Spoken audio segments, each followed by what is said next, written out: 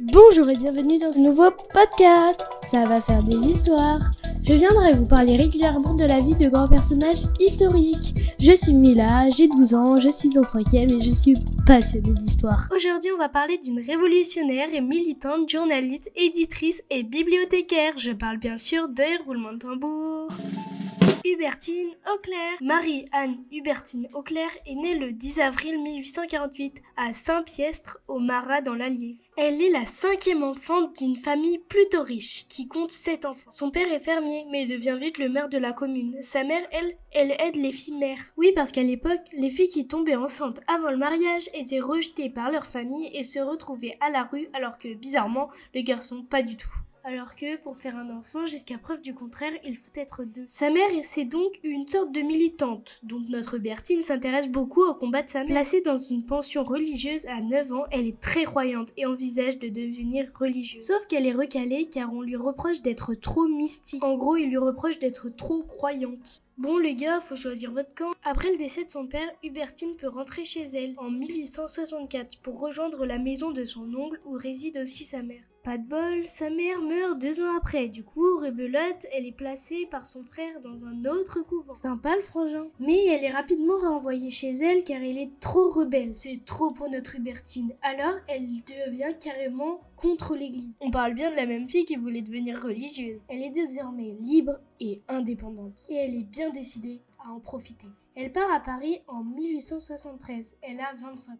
À ce moment, ce n'est plus la grande forme pour Napoléon III, qui est gentiment raccompagné vers la sortie. Et ça laisse le temps aux femmes de tenter de reprendre leur combat. Elles veulent le droit au divorce et le droit au vote. Notre Bertine fait paraître des articles dans des journaux comme l'Avenir des femmes. Elle travaille comme bibliothécaire dans l'association La Ligue française pour le droit des femmes, avec comme président d'honneur la star du moment, Victor Hugo. La classe. Hubertine est la première femme à se déclarer féministe et à en être fière, parce qu'à l'époque, c'était carrément une insulte. La plupart réclament le vote des femmes. Hubertine réclame le pouvoir, être élue. Assez logique. Pour que les femmes aient le droit de vote, il faut que la loi soit votée et qui votent uniquement des hommes qui ne sont pas très pressés de laisser leur place. Incroyable. Cela veut dire que les hommes limitent les droits des femmes de peur qu'elles les remplacent. Dis donc messieurs, est-ce que ça manquerait pas d'un peu de confiance en soi ? Plus forte que jamais, elle entame en 1881 le boycott du recensement. Elle refuse d'être comptabilisée comme habitant en déclarant « Si nous ne comptons pas, vous ne nous compterez pas ». C'est plutôt bien dit. Elle continue en refusant de payer ses impôts, en disant « Si les femmes n'ont pas de droits, elles ne payent pas ». Forcément, ça lui apportera pas mal de déboires avec la justice. Elle ira même jusqu'à épouser l'un de ses conseillers juridiques et l'avocat Antonien Lévrier en 1887. C'est ce qui s'appelle joindre l'utile à l'agréable. Puis en 1884, elle dénonce la loi contre le divorce et propose l'idée radicale